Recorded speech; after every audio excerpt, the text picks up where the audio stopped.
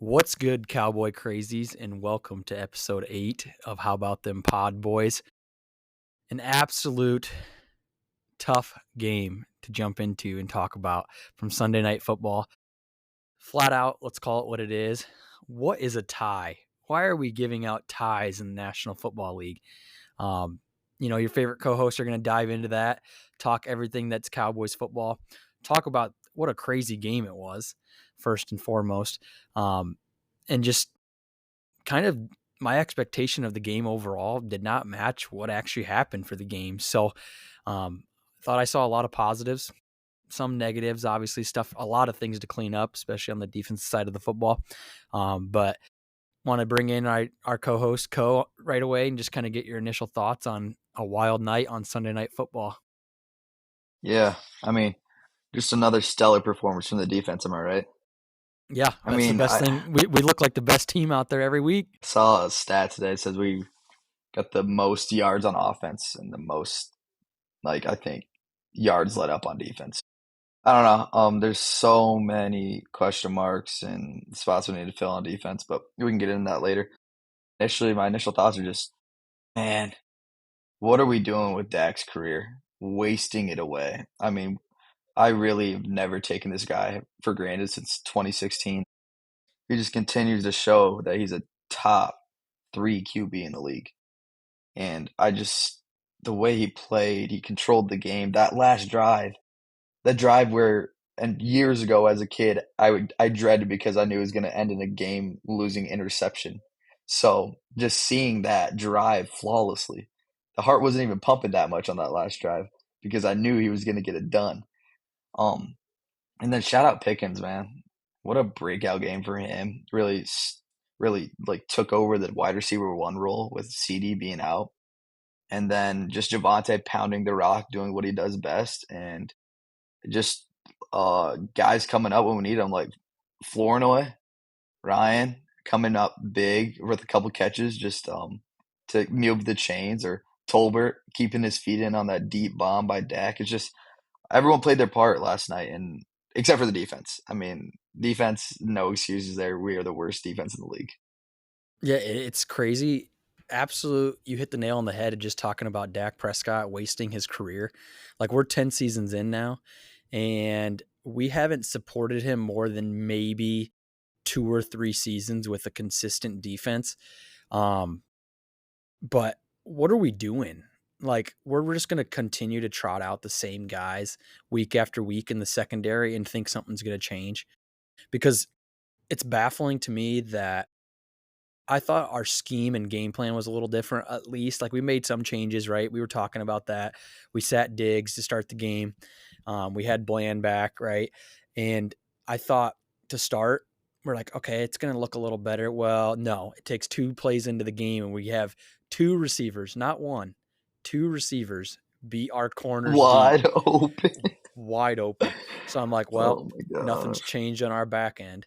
And for us offensively to impact the game the way we do and still look as solid as we do in the NFL, or in the, basically, I think we're a top 5 offense for sure. I think we are ranked number 1 on offense and ranked number 32 on defense, like you said.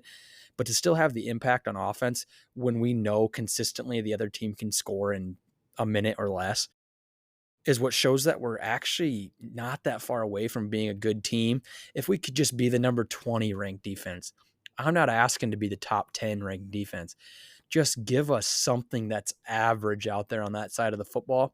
And we had Right.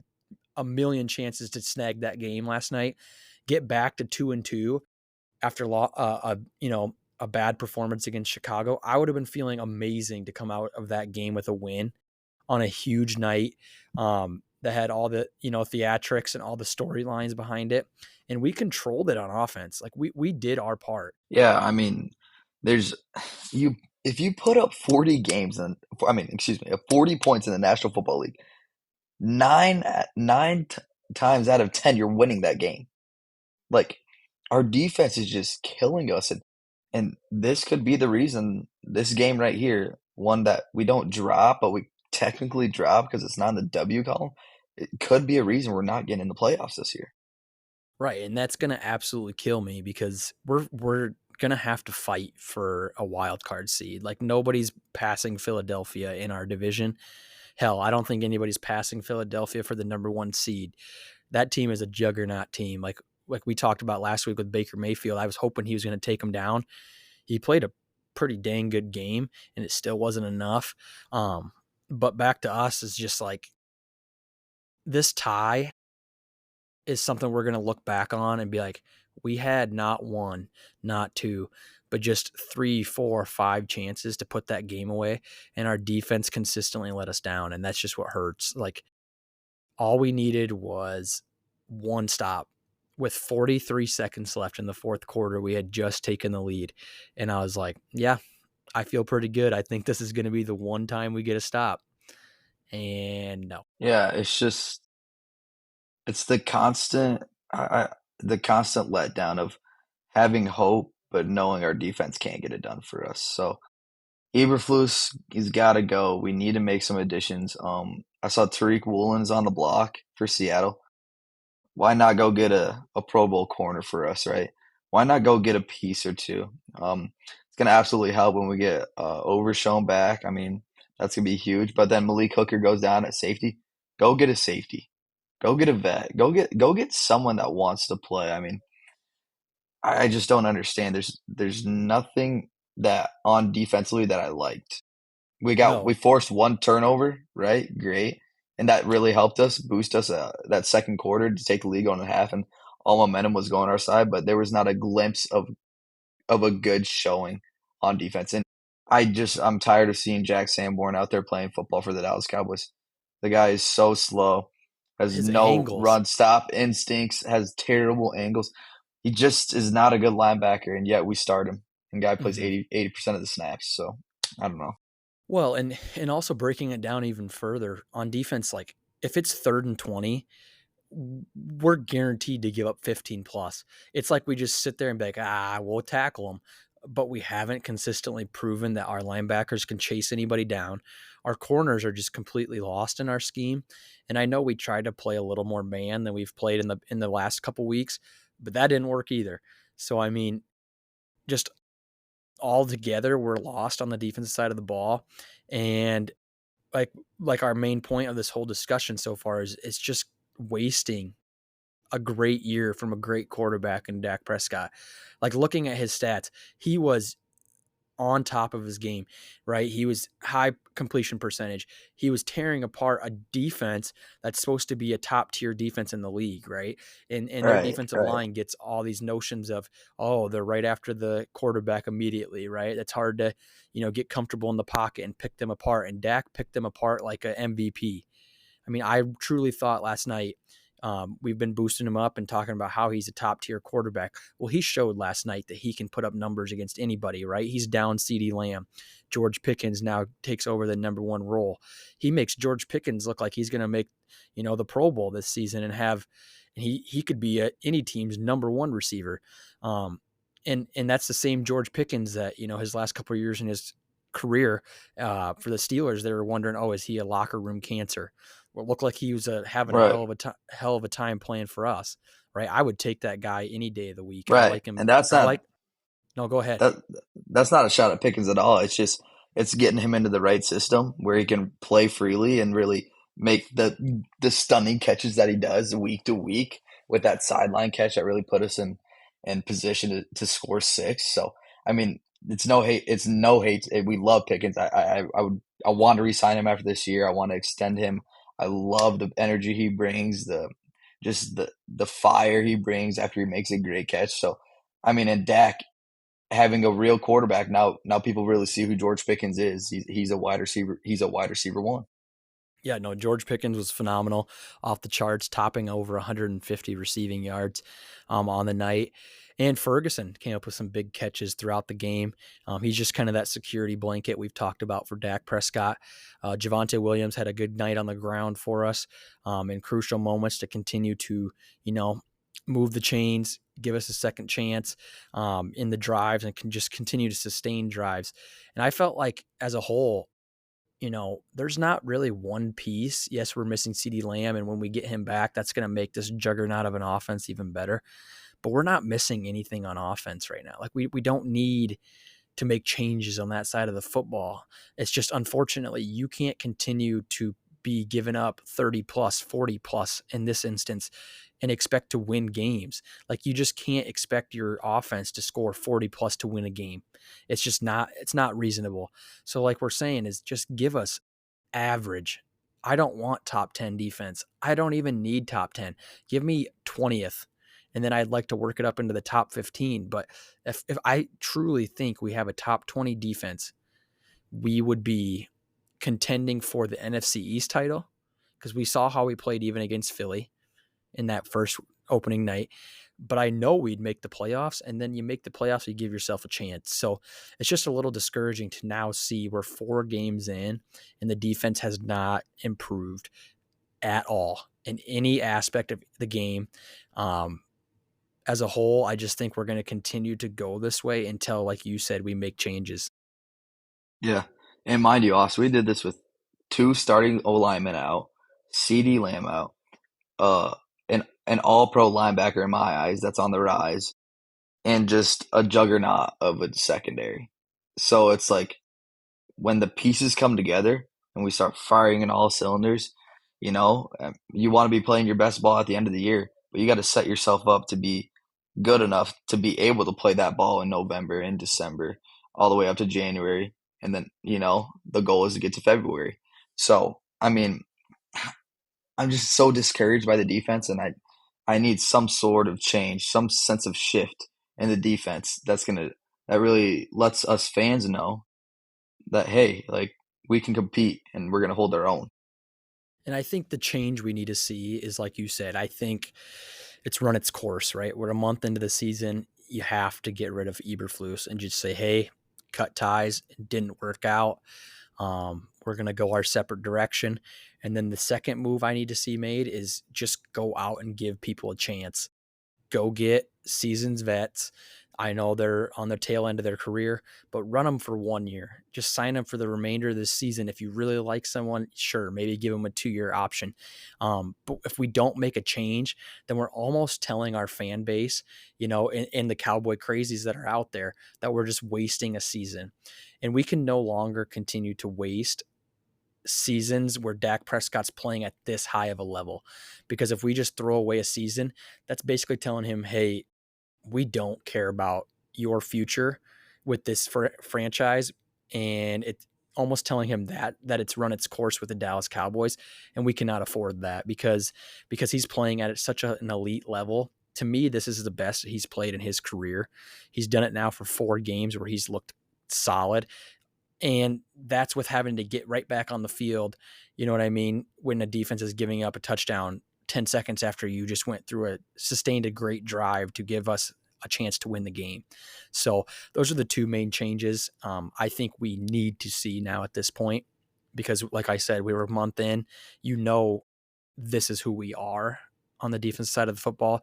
So we can no longer say, oh, it's just a bad matchup or it's just playing a really good team.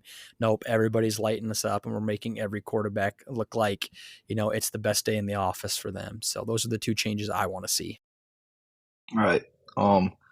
And it's really go time. I mean, we have the same record as the New York Giants. I mean, we have Correct. the same amount of wins as the New York Giants. Like, if that doesn't tell you something, it's time to go. Jerry, make a move, please. We are begging you to piece something together for this defense. Make a Well, move. and I'll tell him this. I'll lace him up and I'll try to give a better tackling performance than Trayvon Diggs does out on the field. I mean, watching him try to even go near a ball carrier is abysmal. Like, yes, he made 1 tackle, and I will give him, it was probably the biggest tackle we needed him to have there in overtime. But up until that point, he's almost running hand in hand with the ball carriers and just trying to stay out of the way. And I'm like, dude, you got to have a better effort than that. Like, you're paid millions of dollars to at least bring a guy down once every 3 times. Instead, he just runs alongside him and almost is blocking for them is what he looks like he's doing. And I just can't believe it. So, Jerry, I'm here. I do this podcast for the Dallas Cowboys, for the nation.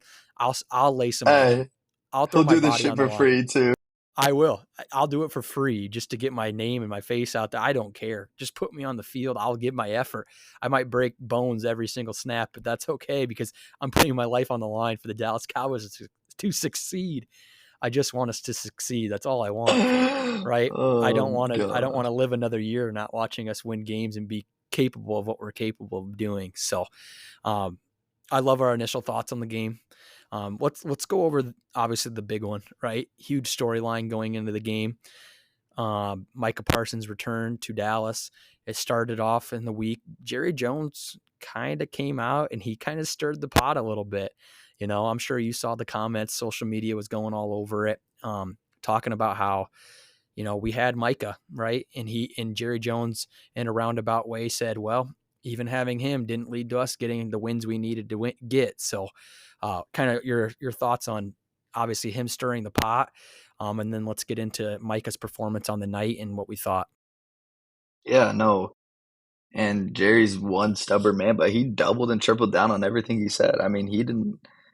But is he wrong? I mean, when Micah was here, did we stop the run? Did we make it past the divisional round? No, we didn't do any of that. And as good as a player as he was for us, he didn't do anything last night. Let's be real. He had two half tackles going into the fourth and in overtime, and he made one good play when he really needed to. Like because if he didn't stop Dak on that scramble run, I mean, we would have hopefully won the game, and we would have prayed the defense got a stop. But I mean, oh, a sack that would you even count as a sack because Dak was damn near at the line of scrimmage. So it's just I think Jerry, as much as I hate to say it, he does know what he's doing. I just wish he would make a move sooner to let the fans know that he is in control and that there is some movement behind the scenes that we don't know about. But that doesn't come until the days actually come and we can get all the insider information we want. But Jerry's going to do whatever he wants and whatever he feels is necessary to in his eyes boost the team. So I mean, we have the draft picks. I mean, this is the biggest trade since Herschel Walker, and we all know what happened after the Herschel Walker trade. So, I mean, I trusted him. He's only got a couple more years, but we'll see what happens. Right. Well, no, and like, you know, one of the best things you said is Jerry Jones doubled and tripled down on his remarks.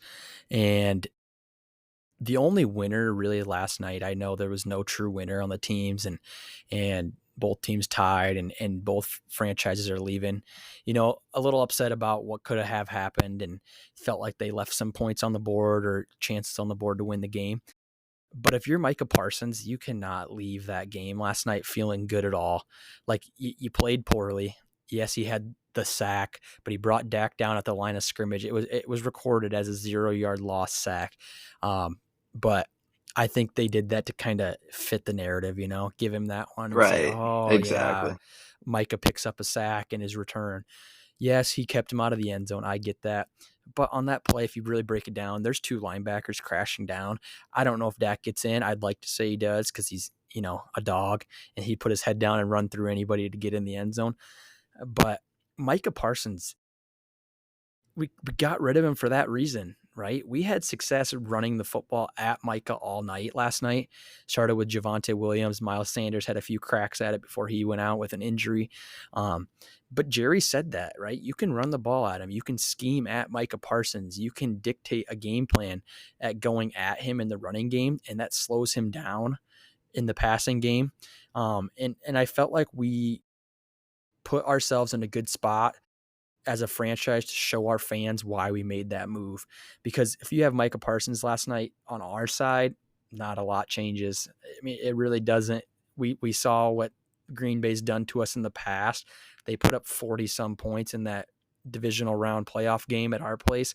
They would have done the same thing. They would have ran right at him. We ran right at him, and we really just showed why that move. And Jerry looked like he was crazy, was probably a blessing in disguise, in my opinion. You got rid of some money off the board, um, Right. Right. just for a guy that's not going to take over the game.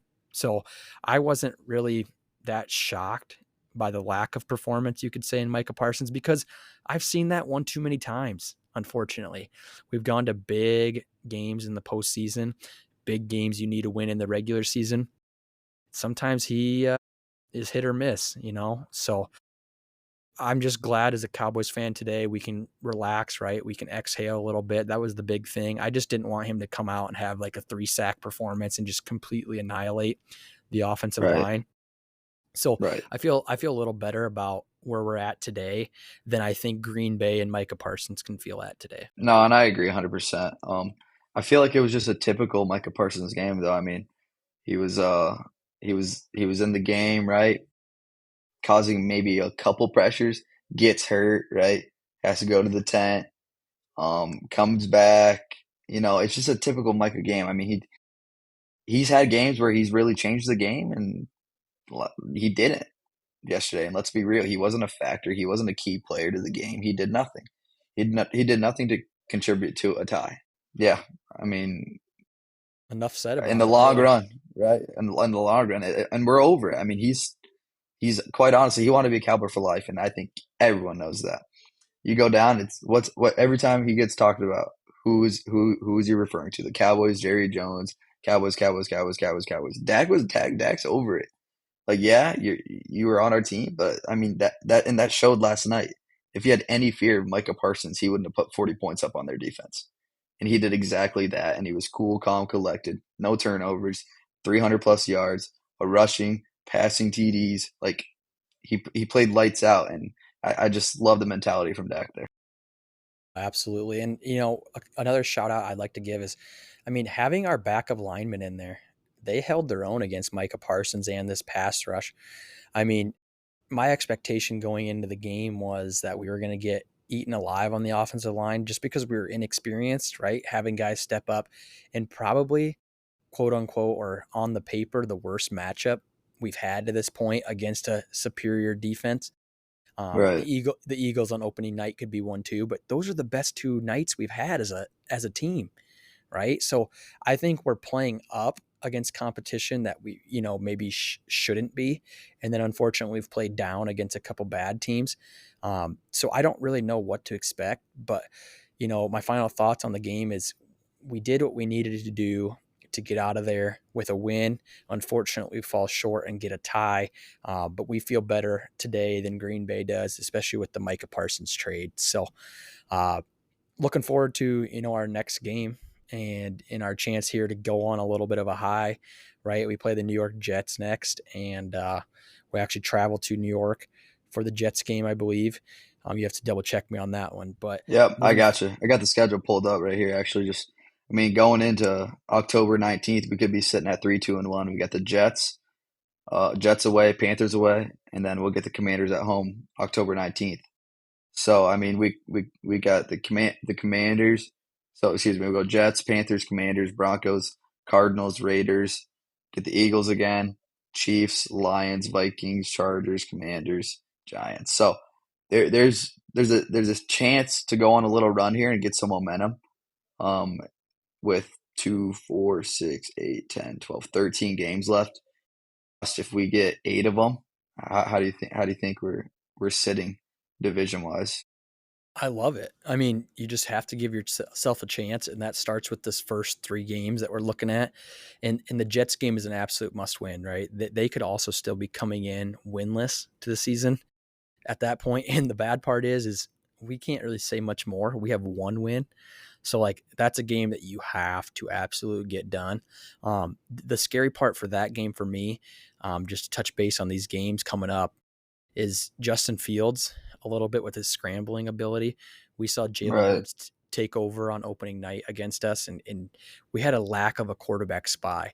So what I want to see is have a quarterback spy on him every single play.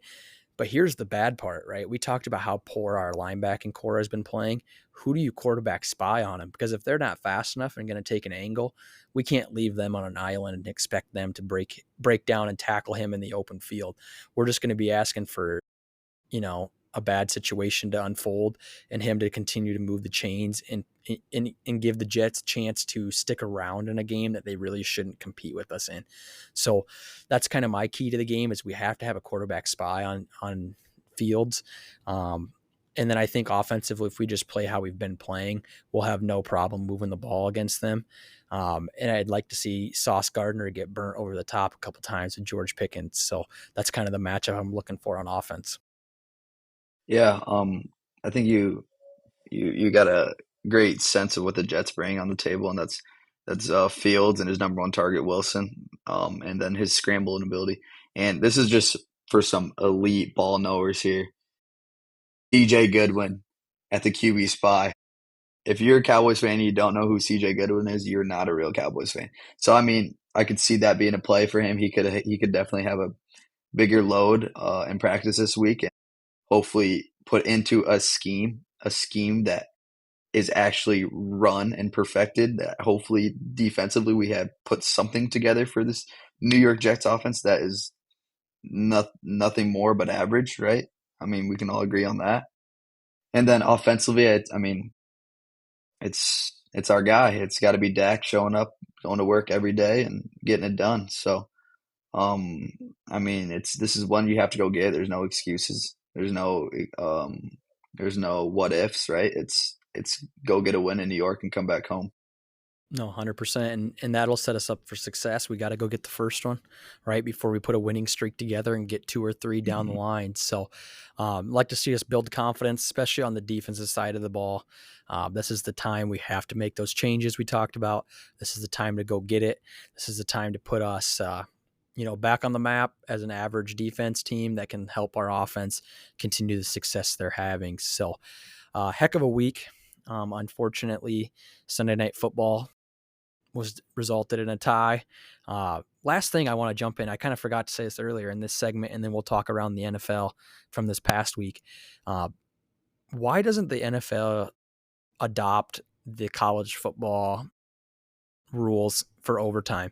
Like, I'm not talking about starting your possession necessarily on the 20, but here's my um, proposition for change in the NFL is I think Roger Goodell needs to adopt after the 10-minute period. Let's say that Green Bay just went down, did the exact same thing, scores at the buzzer and ties it.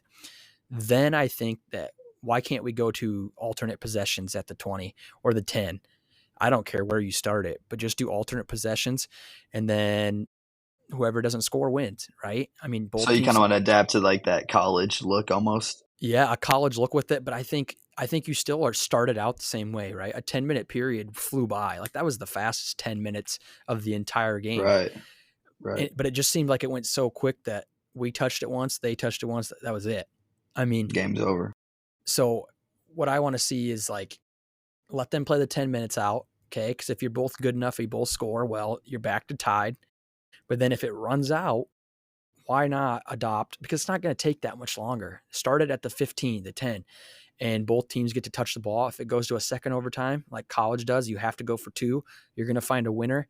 You're going to bring more viewers. You're going to bring more people to watch the game. They're going to be locked in. They're going to go, oh man, 40-40. Like who wouldn't have watched the game last night for another hour? I would have watched it. I mean, instead I had to go to bed mad and be like, oh, do I feel that great about this? So that's kind of my proposition for the NFL is find a way to not let awesome games like that end in a tie. Yeah, no, I love that. Awesome. If you tuned in on Pat McAfee show this morning, they kind of talked about that too. Pat's proposition like involved a little more kicking, and then Well, of course, for the just some brand, like he loves yeah, the kickers, the and then punters. some of the other fellows chimed in. I know Ty Schmidt, a little Waterloo native baby, he's right here in the Shout Cedar out Valley. Ty. Shout out Ty, but he's like, what if we just get to the?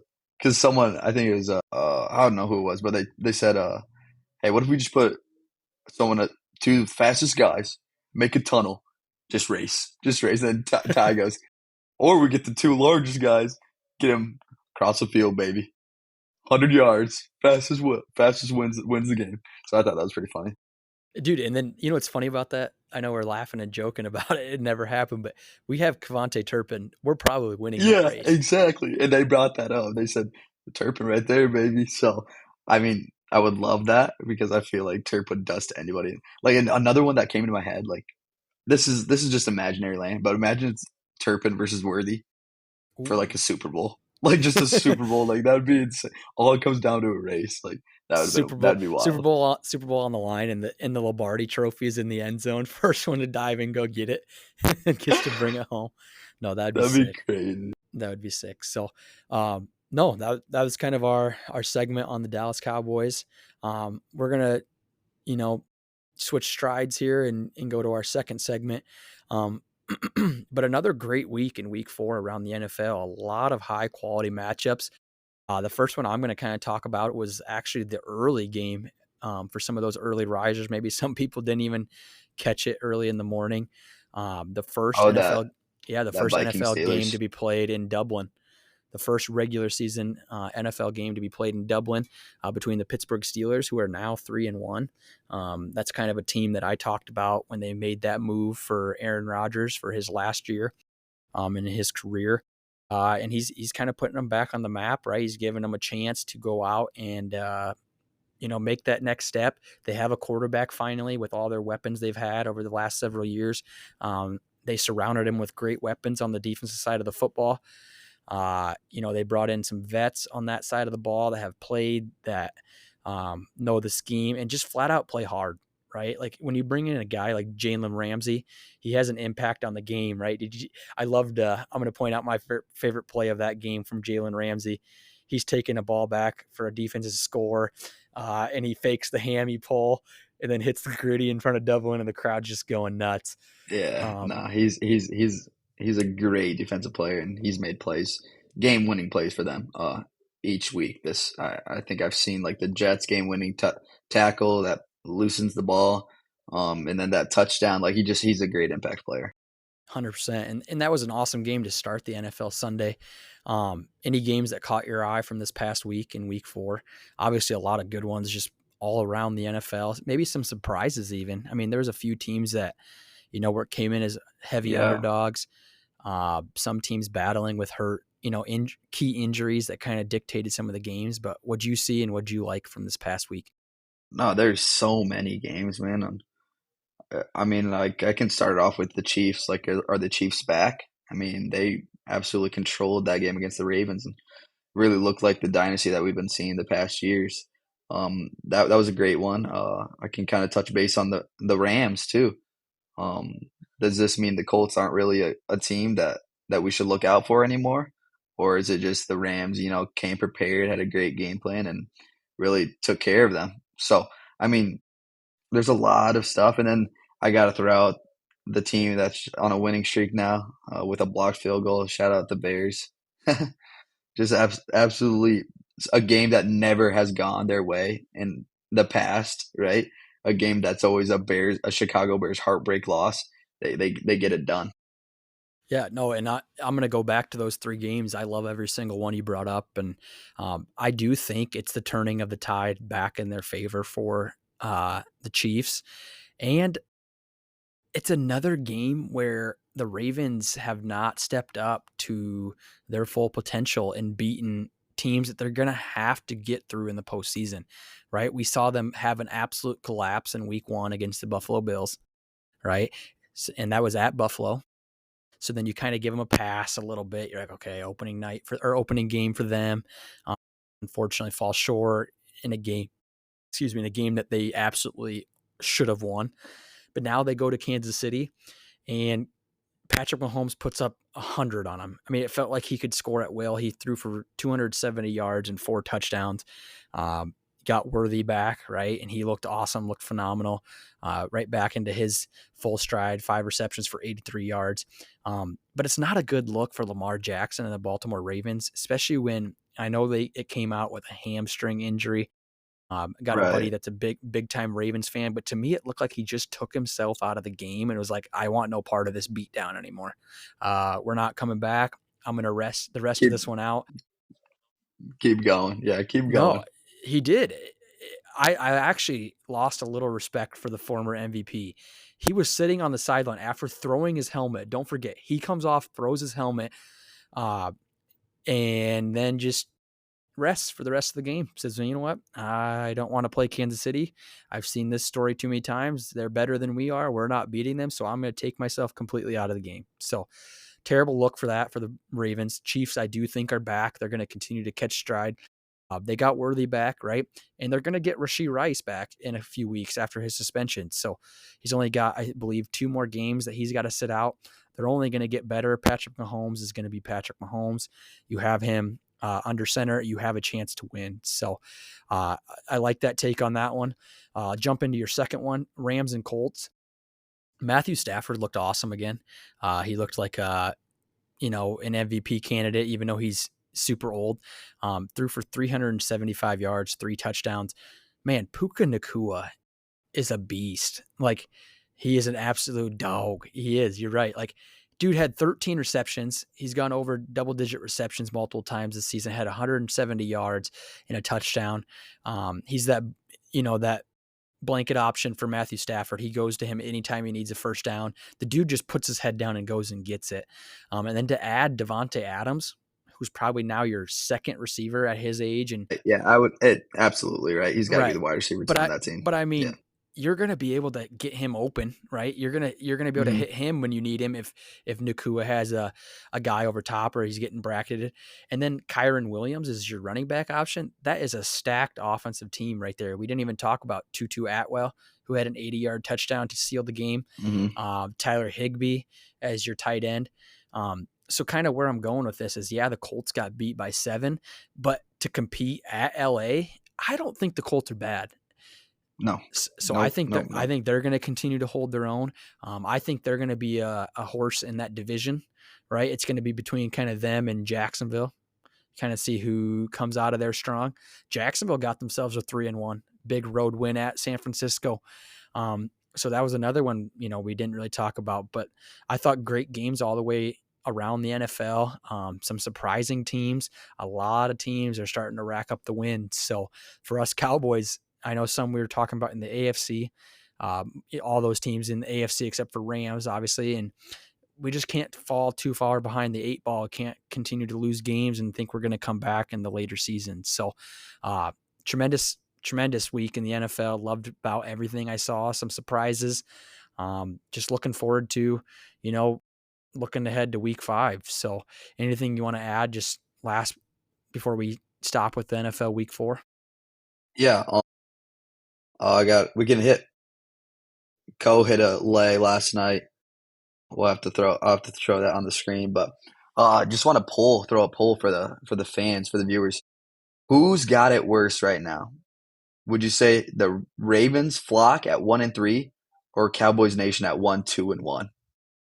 Go ahead. We'll put that out, and I want to see what point of view on our fans on who's got it worse. Because if the Cowboys are bad, then the Ravens got to be worse at 1-3, right? 100%. You have to go with the Ravens at 1-3 because let's look at expectations, right? The Ravens' expectation is to win the North. To win the North. They have to win the North. But they also their expectation at this point is Lamar has to make the Super Bowl. He's got to get through that AFC Championship hurdle. And not to continue to rip on the guy, but at this point, he has not shown up in the biggest games. He hasn't. We're talking about Dak not showing up big games. Where has Lamar been in the playoffs? Right. And this is a guy that's winning MVPs. People are voting him as the best player for that season in the National Football League. Some people put him at the number 1 ranking when you do the NFL player rankings. If you're that guy, if you're that dude, if you're going to take that leap, beat Josh Allen, beat Patrick Mahomes, be better than Joe Burrow consistently, where people are not even putting him in the same sentence as you have to show up and start winning those games, right? Their expectation level for the Baltimore Ravens is a lot higher coming into the season than the Dallas Cowboys was. And I think they have to, as a fan base, feel way worse than we do right now.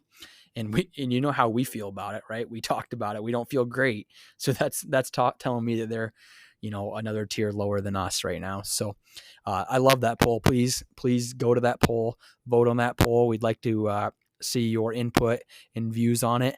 And we just really like to see comments. Again, I know we say this, week after week, but we really like to interact with our viewers, our fans. And also feel free to shout out, things that you want to hear us talk about, right? We are a Cowboys Nation podcast. but we will talk about anything and everything ball because we are ball knowers. We have the ball knowledge. We can even debate with anybody. We're not afraid to invite somebody on this one and have about a couple minute debate. We look forward to it.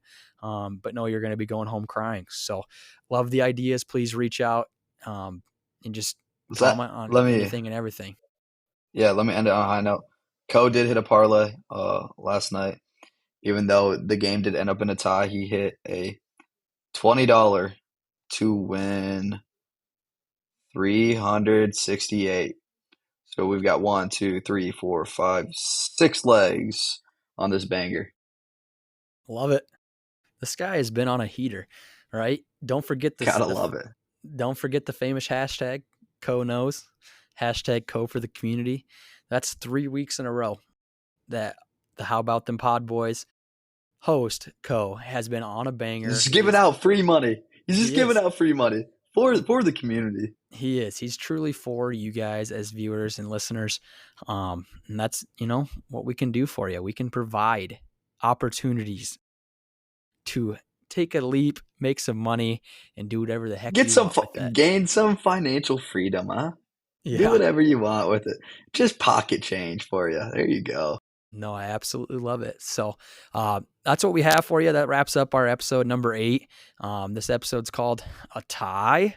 Why are we tying in the NFL? But really appreciate you guys joining us. Like always, shout us out on social media, TikTok, Instagram. You can hear us on Spotify, YouTube, wherever you get your podcast. Just check us out. Please shout us out and continue to send out the good Dallas Cowboys word. Appreciate it.